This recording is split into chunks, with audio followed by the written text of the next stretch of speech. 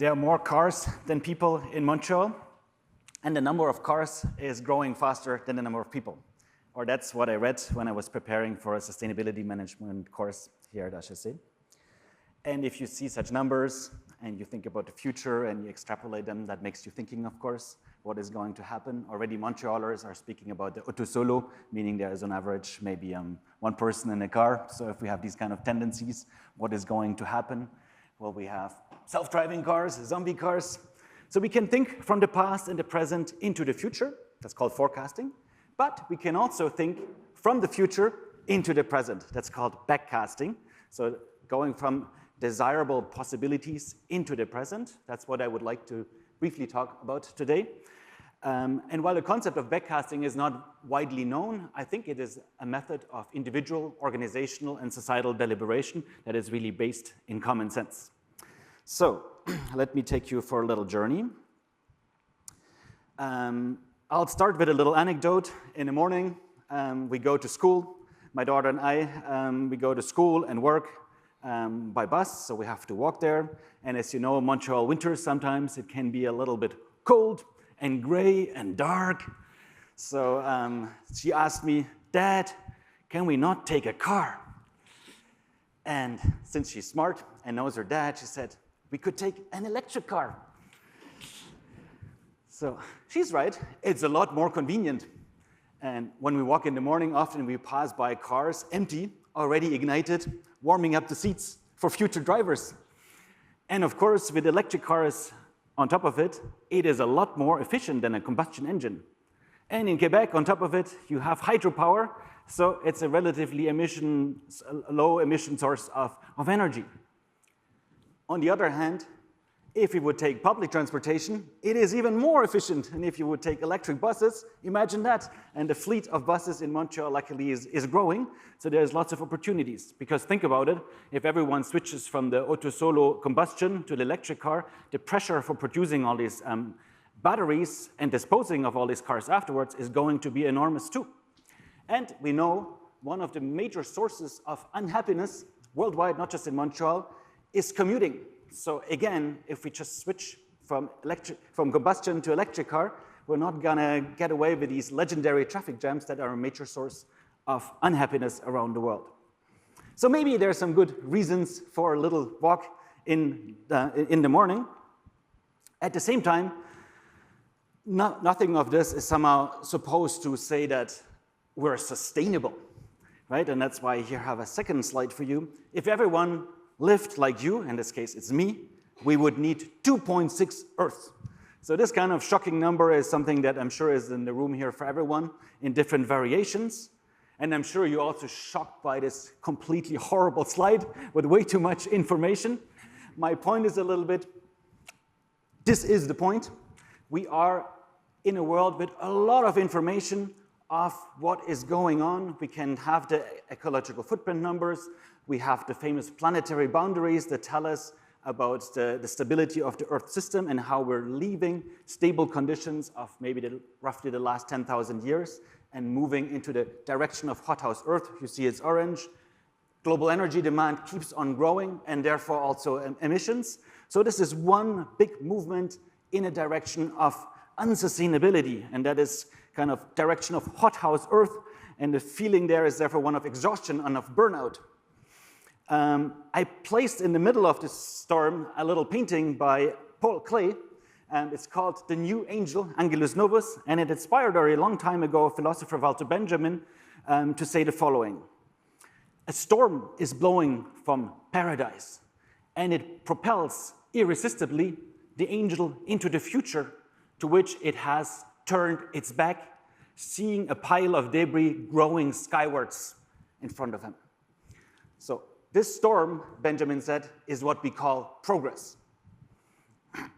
And you can see with this tendency, right? This is something that we have, and I think why we turn away our eyes from all these numbers and we look backward, but if we look backward, we don't see the future, and on top of it, if we think we know the future already, then there is no future. And hence, the idea, there's also another way of thinking. I'm again going back to my topic of transportation. You see here on the left a photo from Highway 40 that probably some of you know. famous infrastructure of Montreal, also referred to often as the SCAR of Montreal. And Albert Mondor, horticulturalist and social entrepreneur here from Montreal, had the idea, okay, we have to remake these infrastructures, maintain them, make them future-proof. Why is that not an occasion to think what we would like to have? So on the right side, you see also this highway, but as a place, yes, for mobility, maybe an electric train, but also maybe as an enormous opportunity for urban agriculture, or for a space where a parent could actually get from one neighborhood to the next one without having to feel guilty. So there's enormous possibility in here, and we start, so to speak, from a desirable future, and once we do this, of course, we want to know what would be a way to make this future more probable, because it's just a possibility at the moment. And so here we come to this backcasting. There's different methods of doing backcasting, and I'm just going to speak about one briefly that I use as a kind of bricolage approach in my course. Another horrible slide, I'm sorry, you have to suffer through that. But the idea essentially is to start from desirable futures, the ideas of people like Albert Mondor, public, private, communal innovators who have desirable futures, and they're all around us all the time. And to say, okay, if we have this desirable future, let's appropriate this future. Let's look, what are the values, what are the principles in this desirable future? Let's ask, what is the community of this desirable future? Who are the stakeholders? Who has power? Who has maybe no power but has legitimacy? So to really get a good sense of this desirable future, and once we have that, we can say, okay, let's go backward from the future and ask us from this point of orientation, what are changes in law, in culture, in technology that are required to make this future possibility more probable? So slowly we arrive in the present and we can ask, what kind of action could I take as an individual or as an organization to move from the future forward to the present? And if we're really sophisticated, we can then ask on top of it, okay, if we take these actions, what do we need to anticipate in terms of unintended consequences of our own well-intended actions? And as always with these topics, there's a lot of research already around where we can do literature research on transportation, on health, and all these aspects to really have a solid case of building transition pathways into the direction of desirable futures. So this is a way of thinking that I think has a lot of advantages. One advantage is clearly that it fosters so-called sustainability competencies.